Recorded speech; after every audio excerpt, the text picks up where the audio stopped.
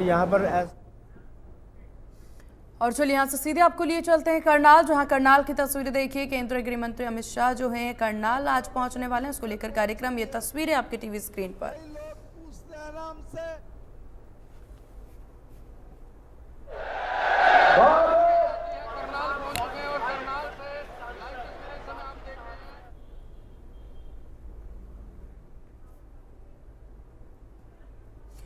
तो केंद्रीय गृह मंत्री अमित शाह करनाल पहुंच चुके हैं, जहां से देखिए पूर्व सीएम मनोहर लाल, सीएम नायब सैनी, सांसद कार्तिकेय शर्मा, सभी लोग मंच पर मौजूद हैं। तस्वीरें आपकी टीवी स्क्रीन पर, करनाल की तस्वीरें जहां रैली में अमित शाह पहुंच चुके हैं।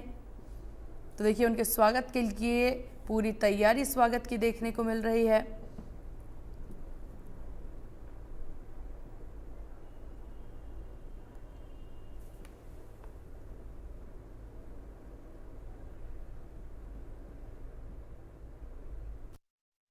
भारत माता के मित्रों जरा जोर से भारत माता के, भारत माता के।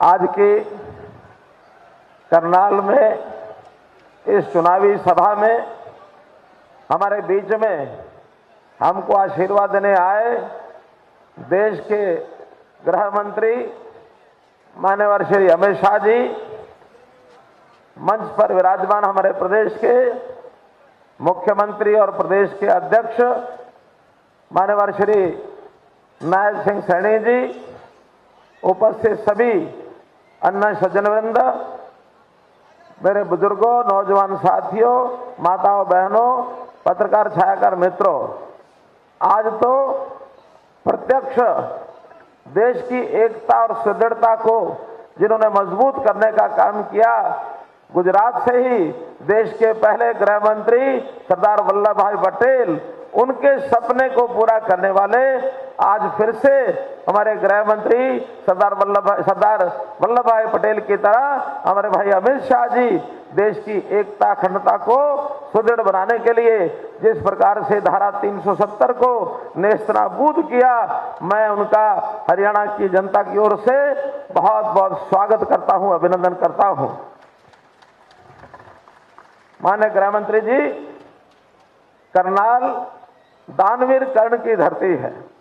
हमेशा करनाल ने, और न केवल करनाल बल्कि हरियाणा भी देशभक्ति और देश के प्रति बलिदानियों की धरती हमेशा समाज को, देश को देने के लिए तत्पर रहती है। मैं हरियाणा के 2,82,00,000 लोगों की ओर से आपका अभिनंदन स्वागत करता हूं।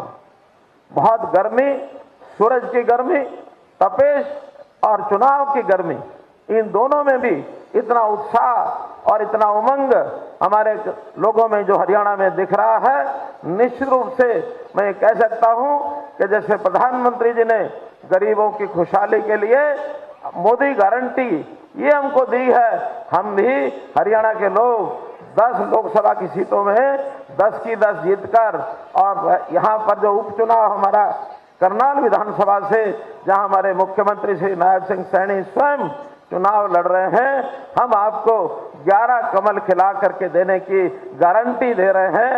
मेरे मित्रों, भाइयों बहनों, आपके ब्याह पर यह गारंटी दे रहा हूं, यह गारंटी देनी चाहिए कि नहीं?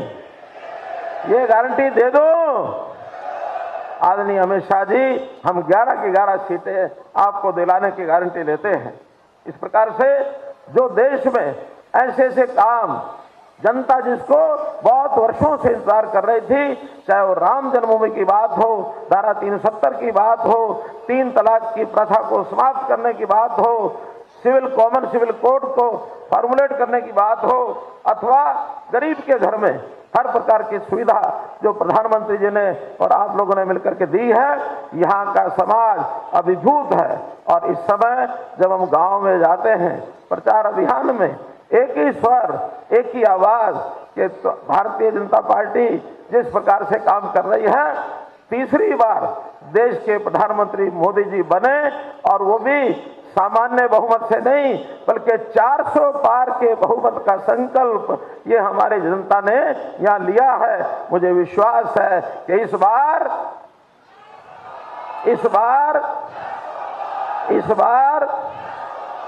तीसरी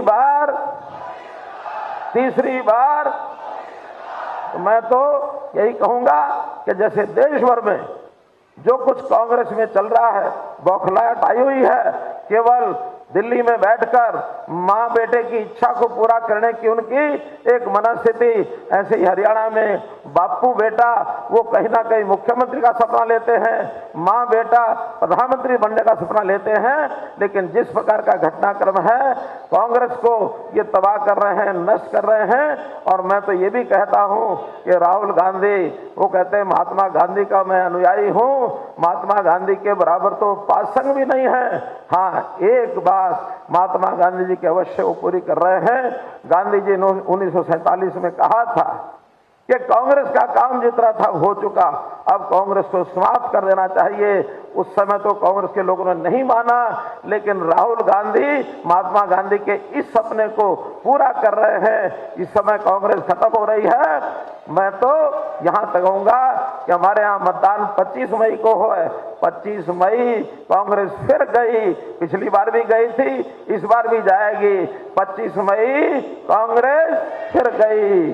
25 मई मैं तो आदरणीय गृह मंत्री जी आपको विश्वास दिलाता हूं कि लोकसभा के नाते 10 की 10 सीटें करनाल लोकसभा एकदम सुरक्षित हाथों में है। बाकी सीटें भी हम जीत रहे हैं और साथ में ही करनाल विधानसभा, यहाँ भी कार्यकर्ताओं का जो उत्साह है, जनता का जो उत्साह है, एक तरफा ये लड़ाई है, निश्चित रूप से हम जीतेंगे। 4 जून को 11 कमल के फूल खिला करके आप लोगों की झोली में हम डालेंगे। मैं बहुत बहुत आपका आभार प्रकट करता हूं।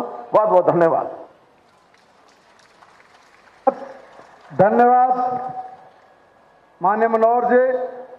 अब इसी कड़ी में मैं माननीय मुख्यमंत्री नायब जी से निवेदन करता हूं कि वो भी आए और अपने विचार रखें।